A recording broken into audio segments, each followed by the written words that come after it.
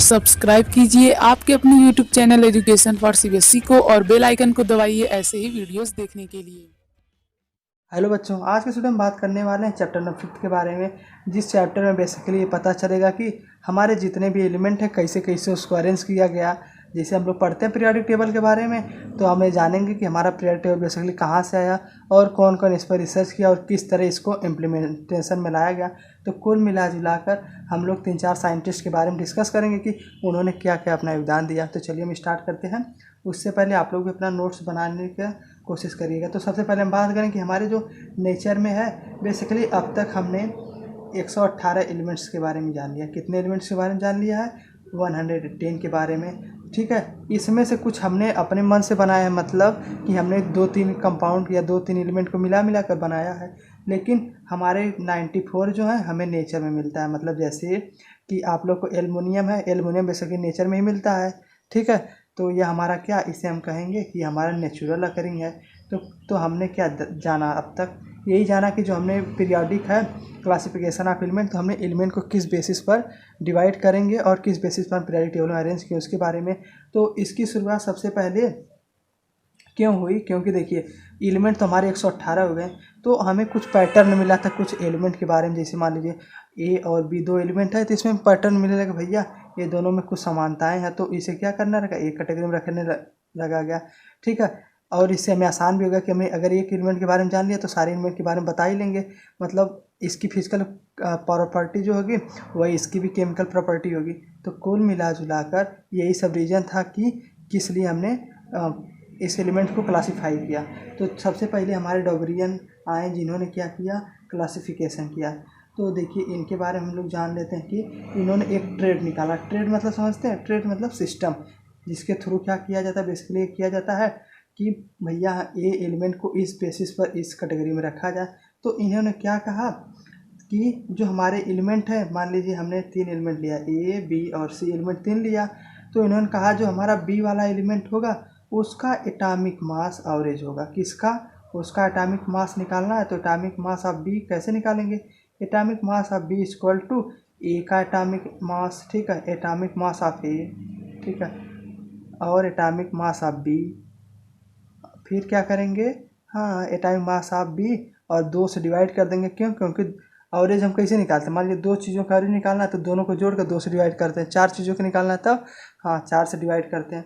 तो बी का अगर हमें एटॉमिक मास कैलकुलेट करना है तो कैसे निकालेंगे? पहले एटॉमिक मास आप ए लिखेंगे, फिर एटॉमिक मास बी लिखेंगे और दोनों को 2 से डिवाइड कर देंगे, तो वही हमारा आ जाता था बी। तो इन्होंने क्या किया, इन्होंने बेसिकली 3 एलिमेंट को रखा कि जो हमारा बी वाला है, अगर ये हमें इसका एटॉमिक मास निकालना है तो क्या होगा, दोनों का हम एवरेज ले लेंगे। और बताया कि इसकी जो फिजिकल और केमिकल प्रॉपर्टी क्या है, कुछ कुछ हद तक ठीक रहेगी। तो इन्होंने बेसिकली 3-3 एलिमेंट का ग्रुप किया। कितने एलिमेंट का किया? पहला बात 3 एलिमेंट का ग्रुप किया, ग्रुपिंग ऑफ 3 एलिमेंट किया। और जैसे कि इन्होंने बहुत सारे एग्जाम्पल दिए हैं, जैसे कि मान लीजिए पहले कितना हमारा नाइट्रोजन का मास कितना होता है, 14 होता है। ठीक है, और आर्सेनिक का मास कितना होता है बताइए? आर्सेनिक मास होता है 74। ठीक है, और हमारा क्या नाम, फास्फोरस का जब अगर मास निकालना है तो हम लोग बस इसका एवरेज कर देंगे 14 + 74 डिवाइड बाई 2, तो हमारा कितना है बताइए? हमारा 30 आ जाएगा, 31। तो कुल मिला जुला कर यही इस तरह इन्होंने निकालना शुरू किया। तो लेकिन देखिए ये तो हमने देख लिया कि इन्होंने 3 कैटेगरी में किया, लेकिन इनकी क्या लिमिटेशन थी कि देखिए पहले तो लिमिटेशन यही थी कि भैया इनका जो था एटॉमिक मास पर सब बेस था। किस पर बेस था? एटॉमिक मास पर बेस था। तो सारा गड़बड़ हो जाता था। क्यों? क्योंकि कुछ एलिमेंट क्या, जैसे एटॉमिक मास तो भैया देखिए हम एटॉमिक मास तो अभी पढ़ते हैं, कोई किसी का 2 है, फिर 4 है, फिर क्या है 6 आता है, मतलब डबल होता है। ठीक है, लेकिन भैया ये बताइए एटॉमिक जो मास इस तरह बहुत ज़्यादा वेरिएशन आता है, तो एटॉमिक मास पर जितने भी चीज़ें हैं सब क्या हो जाते हैं, फ्लक्चुएशन ज़्यादा है, तो काम गड़बड़ हो जाता है। तो मतलब इसके कारण एटॉमिक मास पर बेस था, पहला गलत बात। और दूसरा बात थी कि जो 3 एलिमेंट थे केवल 3 ही एलिमेंट के लिए था, बाकी और भी कुछ एलिमेंट थे उनके बारे में कुछ इन्होंने कहा नहीं। ठीक है, और जो हमारा फोर्थ बात थी कि भैया एटॉमिक मास में तो किया था, लेकिन गड़बड़ हो जाती थी कि मान लीजिए और एलिमेंट डिस्कवर होने लगे। जैसे और पहले तो भैया इस समय कम एलिमेंट डिस्कवर थे, जब ज़्यादा एलिमेंट डिस्कवर होने लगे तो ये भी इनकी थीसिस फेल होने लगी कि जो 2 एलिमेंट है उसका एवरेज भी ठीक है। एवरेज क्या आ जाता था, और गड़बड़ आ जाता था, ठीक है। तो कुल मिला जुला कर हमने डोबरियन ट्रेड के बारे में क्या पढ़ा कि डोबरियन ट्रेड में बेसिकली यही था कि इन्होंने एवरेज एटॉमिक मास का कॉन्सेप्ट दिया कि भैया अगर हमें एटॉमिक मास निकालना है बी एलिमेंट का तो वही दोनों का एवरेज होगा। दूसरी बात कि इन्होंने 3 एलिमेंट की ग्रुपिंग की, ठीक है, जैसे कि नाइट्रोजन, आर्सेनिक, फास्फोरस। और इनकी लिमिटेशन क्या थी कि एटॉमिक मास पर सब बेस था। तो भैया धीरे धीरे जब एलिमेंट ज़्यादा डिस्कवर होने तो सारा इनका कंसेप्ट फेल होने लगा। और तीसरा बात, इन्होंने 3 एलिमेंट रखा तो भैया जब और एलिमेंट डिस्कवर हुए तो इन्होंने कुछ उसके बारे में बताया ही नहीं, तो ये भी काम गड़बड़ हो गया। और तीसरा, धीरे धीरे इनका एवरेज भी फेल होने लगा क्योंकि बहुत ही ज़्यादा एलिमेंट डिस्कवर होने लगे, ठीक है। तो है न्यूलैंड, ये जो हमारे दूसरे साइंटिस्ट हैं जिन्होंने भी अपना पीरियोडिक में कैसे क्लासिफिकेशन करते हैं, मतलब एलिमेंट को कैसे अरेंज करते हैं, उसके बारे में अपना कुछ कॉन्सेप्ट दिया। तो जो न्यूलैंड ऑक्टेव्स था, इनका नाम था न्यूलैंड। इन्होंने एक लॉ दिया कि जिसके बेसिस पर क्या कहते हैं एलिमेंट को अरेंज किया जाए। जैसे हमारे डोबरियन ने 3 एलिमेंट का ग्रुपिंग दिया था, इन्होंने बस क्या किया कि इन्होंने 8 एलिमेंट का ग्रुपिंग किया, ठीक है। कि क्या किया, 8 एलिमेंट का ग्रुप बनाया और कहा कि जितने भी हमारे 8 एलिमेंट हैं उनके जो है एटॉमिक मास, इनका भी किस पर बेस था, इनका भी एटॉमिक मास पर ही बेस था। और कहा कि भैया जितने भी हमारे हैं ये जो एलिमेंट है, मान लीजिए नेचर में अगर हैं तो वह एक कैटेगरी में लाई करेंगे। इन्होंने किस बेसिस पर किया, इन्होंने म्यूजिकल टोन नहीं होती सारे गामा पा, उस बेसिस पर किया। यानी इनका जो सिस्टम था किस पर आधारित था, म्यूजिकल टोन पर आधारित था, ठीक है। उसी तरह इन्होंने बैलेंस किया, जैसे आपका ले लिया हाइड्रोजन, ले लिया फ्लोरीन, ले लिया क्लोरीन, ले लिया, ठीक है। इसी तरीके के इन्होंने टोन बना बना के किया। तो कुल मिला जुला कर ये भी किससे प्रेरित थे, ये भी डोबरियन से प्रेरित थे। तो उन्होंने देखा भैया जब एलिमेंट बहुत ज़्यादा डिस्कवर हो रहे हैं तो इन्होंने क्या किया, कहा भैया ठीक है हम 3 ग्रुप दे देते हैं, 3 की बजाय हम 8 ले लेते। तो इन्होंने 8 वाला एलिमेंट का ग्रुप बनाया, ठीक है। और इन्होंने क्या कहा कि देखिए ये तो बात इनकी हो गई कि भैया इस बेसिस पर इन्होंने इस तरीके का सोचा। लेकिन अब इनके देखिए लिमिटेशन इनकी बात करें क्या है। तो पहली लिमिटेशन भैया इनकी यही है कि एटॉमिक मास पर बेस था। तो हम जान रहे हैं कि एटॉमिक मास हमारा बहुत ही ज़्यादा क्या होता है, उसमें फ्लक्चुएसन होती है। तो पहली गड़बड़ बात है एटॉमिक मास पर थी। दूसरा इनका केवल आप लोग को ध्यान रखना है कि कैल्शियम तक ही क्या था, वैलिड था।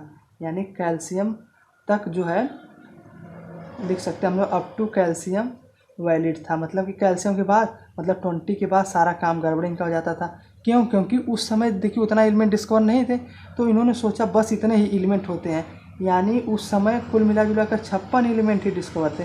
तो बस इन्होंने सोचा बस भैया इससे ज़्यादा तो एलिमेंट डिस्कवर नहीं होंगे। लेकिन समय के साथ क्या डिस्कवर होने लगे, तो ये भी काम का गड़बड़ हो गया। और लास्ट में इन्होंने कहा कि जो हमारा क्या नाम से एलिमेंट है वह अकॉर्डिंग टू क्या सिस्टम फिट होंगे। मतलब इन्होंने कुछ ऐसे एलिमेंट रख दिए कि जिनका कुछ समानता ही नहीं थी। जैसे कि इन्होंने सबसे पहले रखा कि कोबाल्ट रख दिया और निकल रख दिया, ठीक है, एक सेम स्लॉट में, और फ्लोरीन रख दिया। अब बताइए भैया, है कोबाल्ट और निकल तो मेटल है क्या है हमारा फ्लोरीन, फ्लोरीन तो हमारा हैलोजन है, ठीक है। काम हो गया गड़बड़। तो इन्होंने कुछ ऐसे एलिमेंट रख दिए जिसका कुछ मतलब मीनिंग ही नहीं निकला। तब क्या हुआ, काम गड़बड़ हो गया, ठीक है।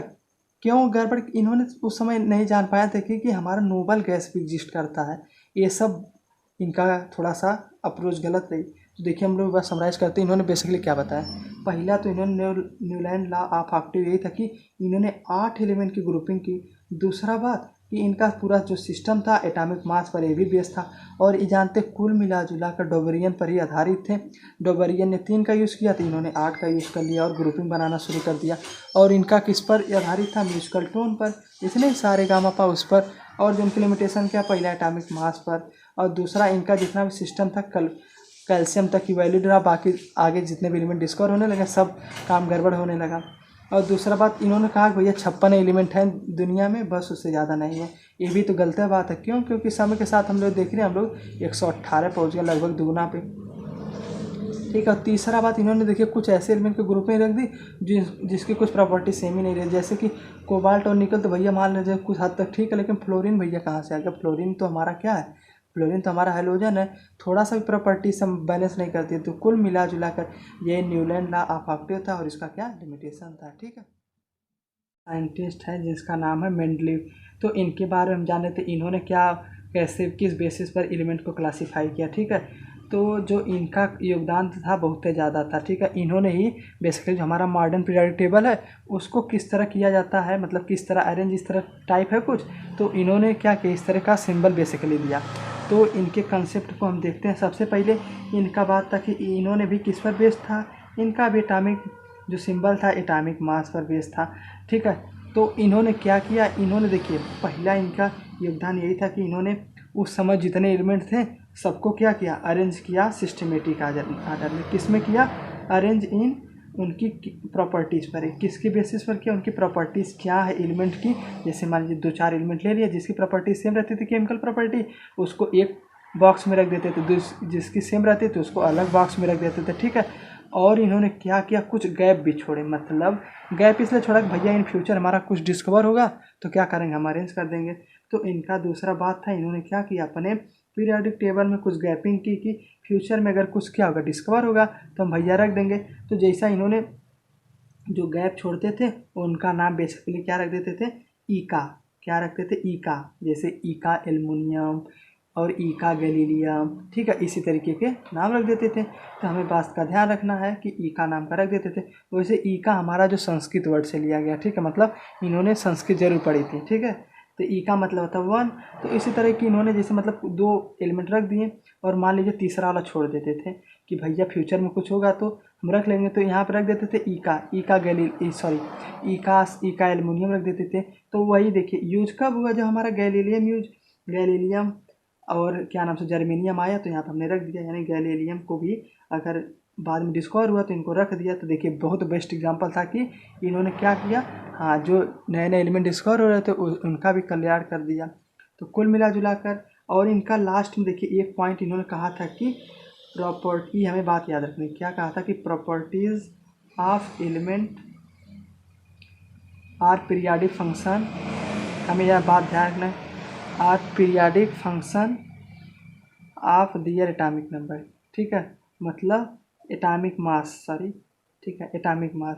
तो इन्होंने कहा था कि भैया जो भी हमारे एलिमेंट हैं, ठीक है, उनका जो है एटॉमिक नंबर है, एटॉमिक मास उनके ही फंक्शन के होंगे। यानी मतलब कोई अगर एलिमेंट है, मान लीजिए ए एलिमेंट नाम का कोई है, तो वो उसका किसके प्रोपोर्शनल होगा, एटॉमिक मास के प्रोपोर्शनल होगा।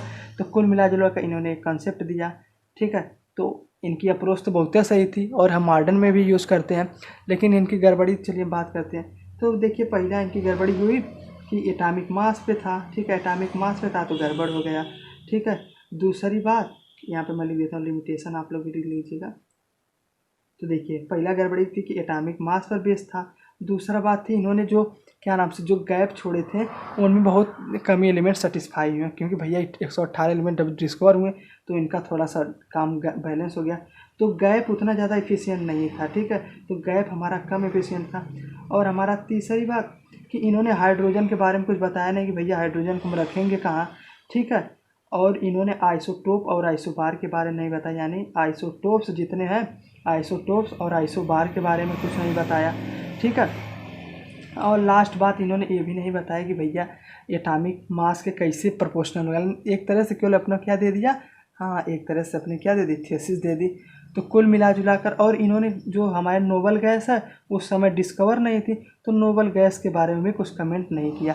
तो कुल मिला जुला कर मेंडलीव का क्या क्या था, पहला एटॉमिक मास पर बेस था, दूसरा इन्होंने प्रॉपर्टी के बेस पर अरेंज किया, जैसे कि कहा कि property of element are periodic function of their atomic mass, कि जो एलिमेंट है वह एटॉमिक मास के क्या होगा, प्रोपोर्शनल होगा, ठीक है। बस हमें इस सेंटेंस को रट लेना है। और दूसरा इन्होंने गैप छोड़ा भैया, एक गैप, 2 गैप। और तीसरा हमारा गैलीलियम के बारे में जहाँ पे फिट हो जाते थे गैलीलियम कैडमियम सीजियम वाले एलिमेंट को इस गैप में हमारे फिट हो जाते थे, ठीक है। और इन्होंने लिमिटेशन क्या थे कि एटॉमिक मास पर बेस था, और जो हमने गैप दिया भैया ज़्यादा गैप दिया नहीं तो ज़्यादा एलिमेंट फिक्स नहीं हो पाए तो काम गड़बड़ हो गया। और तीसरा हाइड्रोजन के बारे में नहीं बताया कि भैया ये हाइड्रोजन को हम रखेंगे कहाँ, हाइड्रोजन की पोजीशन जैसे हम लोग ये समय तुम्हारे यहाँ पर रहता है लेकिन इसकी पोजीशन बताया नहीं, ठीक है। वैसे भी हाइड्रोजन अभी भी तक कन्फ्लिक्ट में ही है कि भैया कहाँ पर रखना है। और चौथा बात की आइसोटॉप आइसोबार के बारे में नहीं बताया, और लास्ट बार की नोबल गैस के बारे में कुछ बताया नहीं, ठीक है। तो कुल मिला जुला कर मेंडलीव वाला आप समझ गए होंगे, समझ गए तो चैनल सब्सक्राइब कर लीजिए, आगे बढ़ते हैं आप। तक हमने क्या पढ़ लिया कि जो हमारा जितने भी पुराने हमारे साइंटिस्ट हैं, चाहे बात करें डोबरियन के बारे में, चाहे हम बात करें न्यूलैंड के बारे में, चाहे हम बात करें कि हमारे जो मेंडलीव थे, ठीक है, उन्होंने क्या क्या कंसेप्ट दिए। तो अब हम बात कर लेते हैं भैया कि उनमें क्या कमियां थी, हमारे जो नया हमारा पीरियोडिक टेबल है, जो मॉडर्न पीरियोडिक टेबल है, उसमें क्या क्या सुधार किए गए हैं। ठीक है, तो सबसे पहले आप लोग मॉडर्न पीरियोडिक टेबल की झलक देख लीजिए कैसा है। तो हमारा जो मॉडर्न पीरियोडिक टेबल है बेसिकली यही है हमारा मॉडर्न पीरियोडिक टेबल। ठीक है, थोड़ा सा जूम इन करते हैं हम। ठीक है, तो हमारा यही है आपका क्या, यही है आपका मॉडर्न पीरियोडिक टेबल। तो देख लीजिए एक बार कि हमारा जो, देखिए उन्होंने क्या नाम से मेंडलीव ने हमें बताया नहीं था कि हमारा हाइड्रोजन कहाँ पर है, तो हमने हाइड्रोजन को यहाँ पर रखा है। लेकिन हमें इस बात का ध्यान रखना है कि हाइड्रोजन अभी भी नहीं फिक्स है कि भैया यहीं पर है, कभी कभी इसमें फ्लक्चुएसन आती है। तो कुल मिला जुला कर यह अभी फ्लक्चुएट कैटेगरी में। ठीक है, और दूसरा बात, जितना भी हमारा इस हरे कलर से उसे हम क्या कहेंगे, वह सब हमारा मेटल है। ठीक है, और जो हमारा ये है रेड कलर से मान सकते हैं वह क्या है, वह मेटलाइट्स है। तो मेटलाइट्स क्या होता है, मेटलाइट्स वही होता है जिसकी दोनों प्रॉपर्टी हो, मेटल भी एग्जिस्ट करे और नॉन मेटल में भी हो, जैसे बोरियम हुआ, सिलिकॉन हुआ, जर्मेनियम, आर्सेनिक और टेरियम हुआ और पोलोनियम हुआ। तो कुल मिला जुला कर यह हमारा क्या है, यह हमारा मेटलॉइड्स है। और हमारा नॉन मेटल जो है थोड़ा पीला कलर का है, इस तरह नहीं तो पीला सा दिख रहा है, ये सब हमारा किस कैटेगरी में, ये सब हमारा है बताइए नॉन मेटल की कैटेगरी में। ठीक है, और यहाँ पे जो है जो जिग जैग लाइन है ना, ठीक है, यही मेटल और नॉन मेटल को सेपरेट करती है। बस हमें कुछ ध्यान में रखना, बस एक बार आप एनालिसिस कर लीजिए कि हमारा मेटल इधर है, नॉन मेटल इधर है, थोड़ा सा बीच में एक लाइन है जो मेटलाइट है, जो दोनों मेटल और नॉन मेटल को दूर करती है। और हमारे जो इधर लैंथेनाइड्स है और एक्टिनाइड्स है, इसको हमें पढ़ना नहीं, बस पहले इसी बारे में ध्यान रख लेना भैया कहाँ पर है। तो देखिए हमने क्या पोजीशन, आप मॉडर्न पीरियोडिक टेबल में सभी चीज़ें देख लेंगे भैया हमारा मेटल कहाँ है, नॉन मेटल कहाँ है, मेटलॉइड्स कहाँ है। ठीक है, समझ में आया, बहुत है आसान है, बस एक बार केवल आप लोगों को ध्यान में रहना चाहिए। तो आप लोग कम से कम 20 एलिमेंट को आप लोगों को, अगर क्लास 10th में है तो 20 एलिमेंट तो भैया याद कर लीजिए कि 20 एलिमेंट आप लोग को याद ही रहना चाहिए। ठीक है, उससे फ़ायदा क्या होगा कि इन केस आपको चाहे वो वैलेंसी भैया कोई कह दे कि भैया वैलेंसी निकालिए, तुरंत आप लोग वैलेंसी निकाल लेंगे। और मान लीजिए कोई रिएक्शन भी है तो उसे भी कर लेंगे, जैसे हमारा कैल्शियम +2 से SO4 2- होता है, तो इसका रिएक्शन भी आप आसानी से करा लेंगे। अगर एटॉमिक मास पता रहेगा तो वैलेंसी निकाल के धक्का धक कर लेंगे, हमारा होगा CaSO4। ठीक है, या तो कह दो कोई कि चलिए कैल्शियम के आउटर मोस्ट सेल में बताइए कितना इलेक्ट्रॉन होता है, तो आप लोग बता देंगे वैलेंसी के हिसाब से। ठीक है, तो जब भैया पता रहेगा तभी ने 2 8 8 18 इसी वाले से। ठीक है, ये वाला हमारा कहाँ से आता बताइए, ये वाला हमारा आता था 2n² से। तो इसी में हमारा एक कॉन्सेप्ट आता है कि हमारा जो सेल होता है, क्या होता है सेल, सेल मतलब क्या होता है, कोई पूछेगा सेल मतलब कुछ नहीं, हमारा ये मान लीजिए क्या है, हमारा न्यूक्लियस है, इसके आसपास नहीं है ऐसा हमारा जो ऑर्बिट बनता है, इसी को हम सेल भी कहते हैं। तो ऑर्बिट में बेसिकली यहाँ पे पहले ऑर्बिट में 2 इलेक्ट्रॉन, दूसरे में 8 इलेक्ट्रॉन, ठीक है, ऐसे मान लीजिए 8 इलेक्ट्रॉन हो जाएगा, और तीसरे में भी 8 इलेक्ट्रॉन रहेगा। तो इसी तरह के हमारा सेल बनता है, पहला सेल कहते हैं KMN, ठीक है, और L। ठीक इसी तरीके का हमारा सेल बनता है। K होता है क्या होगा बताइए, हम जब K निकालते हैं K=1, K हम निकालेंगे तो हम N=1 रख देंगे, किस फार्मूला में, 2n² में। तो यहाँ रखिए तो K की वैल्यू कितना आ गई, हाँ K की वैल्यू आपकी आ गई 2 आ गई। उसी प्रकार जो हमारा M होता है वो N=2 रख देंगे, और क्या आ जाएगा बताइए, M= हमारा आ जाएगा 8 आ जाएगा। उसी प्रकार N रख देंगे तो कितना आ जाएगा, N आ जाएगा 18। तो इसी प्रकार आप निकालते जाइए, वैल्यू मिलती जाएगी। तो कुल मिला जुला कर क्या था, हमने देखा सेल हमने देख लिया भैया। सेल हमारा जो बेसिकली होता है वो क्या होता है, वो हमारे जैसे ऑर्बिट की तरह होता है, उसको कहते हैं KMLN। ये आपका ए है, क्या है, ये आपका सेल है। ठीक है, तो हम किस फार्मूले से निकालते हैं, 2n वाले से निकालते हैं। तो इसी तरीके कोई पूछ देगा तो आप धक्का धक निकालते जाइए, n की वैल्यू 1 2 3 4 रखते जाइए, काम होता जाएगा। ठीक है, यही देखिए हमारा मॉडर्न पीरियोडिक टेबल का था कंसेप्ट कि हम भैया क्या, पहला फ़ायदा क्या होता है, वैलेंसी निकाल लेंगे। ठीक है, और दूसरा फ़ायदा कि भैया रिएक्शन आप लोग बिना रखना नहीं पड़ेगा, रिएक्शन बहुत तेज़ी से कर लेंगे। और चौथा बात कि कोई ऑर्बिट या सेल के बारे में पूछेगा तो भैया बता लेंगे कि हाँ इस सेल में लाई कर रहा है, इस सेल में नहीं लाई कर रहा है। ठीक है, तो कुल मिला जुला कर यही देखिए हमारा था क्या, हाँ यही हमारा 2 सेल का कंसेप्ट था। और हमारा लास्ट आता है ट्रेंड के बारे में। क्या आता है, ट्रेंड्स के बारे में। जैसे नहीं आपने देखा होगा कि यूट्यूब पर वीडियो ट्रेंडिंग में रहती है, तो ट्रेंड मतलब वही होता है कि क्या पैटर्न है। ट्रेंड मतलब आप लोग को ध्यान में रख लीजिए कि क्या पैटर्न बेसिकली है, ठीक है। तो हम मतलब पहले बात कर लेते हैं कि हमारा वैलेंसी का क्या पैटर्न है। तो वैलेंसी के बारे में हम बात करें तो वैलेंसी तो हम जान ही रहे भैया फिक्स है नहीं, ठीक है। जैसे लेकिन एक बात फिक्स है कि हाँ, एक बात मैं बताना भूल गया, ठीक है।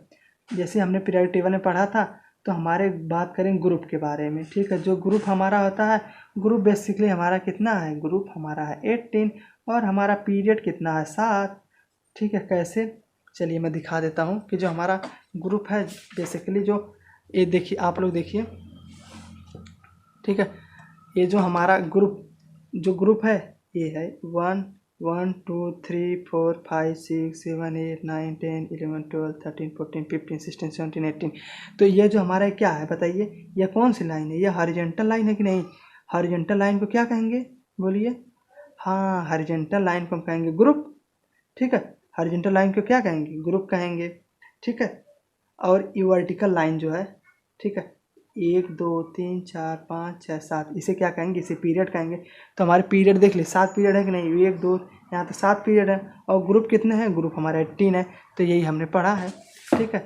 चलिए हम बात कर लेते हैं भैया कि देखिए ग्रुप हमारे कितने 18 है और पीरियड कितने 7 है, याद रख लीजिएगा, ठीक है। चलिए हम बात कर लेते हैं कि वैलेंसी का क्या टर्न रहता है। तो वैलेंसी बहुत ही आसान रहती है, जितने इस तरह के एलिमेंट हैं, मतलब कोई मान लीजिए कि आपका मान लीजिए फर्स्ट टाइम लाई कर रहा है, तो उसकी वैलेंसी हमारा हमेशा कितना होगी, 1 होगी। तो इसी प्रकार जो हमारा सेकेंड वाला है, इसकी वैलेंसी हमेशा 2 होगी, ठीक है। इस तरीके का हमारा पैटर्न होता है। तो कुल मिलाकर हम कह सकते हैं, अगर हर ग्रुप का जितने भी ग्रुप के एलिमेंट हैं, ठीक है, उनमें सेम नंबर ऑफ वैलेंसी होगी, क्या होगी, सेम नंबर ऑफ वैलेंसी होगी। इस बात को हमें रखना ध्यान, याद कर लीजिए आप लोग। अगर ग्रुप एलिमेंट सेम है तो उसका सेम वैलेंसी भी होगी, ठीक है, ध्यान रखिएगा। चलिए हमने वैलेंसी के बारे में बात कर ली, अब हम बात कर लेते हैं भैया हमारा एटॉमिक रेडियस कैसा होता है। एटॉमिक रेडियस जैसे मान लीजिए कोई एटीएम, मान लीजिए कैल्शियम है, तो इसका एटॉमिक रेडियस कितना है उसके बारे में बात करते हैं, ठीक है। तो हमारा एटॉमिक रेडियस जो होता है डाउन द ग्रुप, मतलब भैया आप ग्रुप से नीचे जाइए, ठीक है, तो क्या होगा बताइए, हाँ एटॉमिक नंबर बढ़ेगा, क्या होगा, एटॉमिक नंबर आपका इंक्रीज होगा, बात रखिएगा ध्यान। और इधर पीरियड के लॉन्ग क्या होगा, एटॉमिक नंबर घटेगा, ठीक है, एटॉमिक नंबर क्या होगा, डिक्रीज होगा। ध्यान में आया। अगर एटॉमिक रेडियस की बात करें तो अगर एटॉमिक रेडियस, अच्छा मैं गलत बोल दिया, यहाँ पे बेसिकली एटॉमिक रेडियस रहेगा, एटॉमिक नंबर नहीं, ठीक है। तो आप लोग ध्यान में रखिएगा कि जब नीचे जाएंगे, ठीक है, तो एटॉमिक रेडियस क्या होगा, बढ़ेगा। लेकिन जब हम ग्रुप के इधर जा रहे हैं तो क्या होगा, एटॉमिक रेडियस क्या होगा, एटॉमिक रेडियस कम होगा, ठीक है, समझ में आया। बस यही थोड़ा सा ध्यान रखना है। और हम बात करें मेटेलिक एंड नॉन मेटेलिक के बारे में, तो देखिए मेटेलिक एंड नॉन मेटेलिक मैं बताया था ना कि जो होता है किस तरह से डिस्टिंग करते हैं। हाँ, जो जिग जैग लाइन बन रही थी उसी बेसिस पर हम डिस्क्रिमिनेट करते हैं कि भैया इधर आपका क्या है, इधर हम लोग देखे थे मेटल सब था, और इधर जो पीला कलर में था क्या था, इधर हमारा नॉन मेटल था। और जो हमारे बीच में बज रहा तो वह क्या, वो मेटलाइट्स है। मेटलाइट्स क्या होते हैं, मेटलाइट्स हमारे वो कुछ मेटल होते हैं जो मेटल और नॉन मेटल दोनों की प्रॉपर्टी फॉलो करें, ठीक है। बस हमें केवल यही ध्यान में रखना है कि जो हमारा इधर मेटल है इधर नॉन मेटल है, बीच में हमारा जिग जैग लाइन से हमने सेपरेट कर दिया है, ठीक है। यही था हमारा मेटेलिक साइज।